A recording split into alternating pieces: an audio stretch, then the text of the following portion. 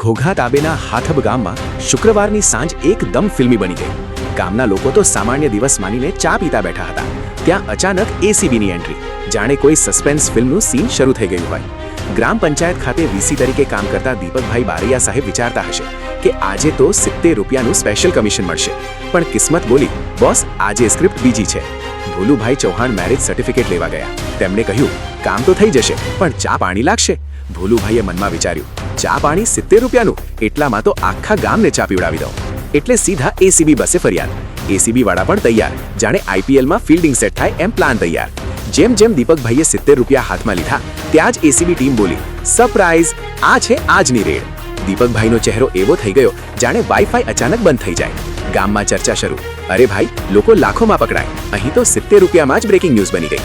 અંતે દીપકભાઈને એસીબી કચેરી લઈ જવાયા અને ગામના લોકો શીખી ગયા. લાંચ નાની હોય કે મોટી, એસીબી માટે બધું HD ક્વોલિટીમાં દેખાય છે.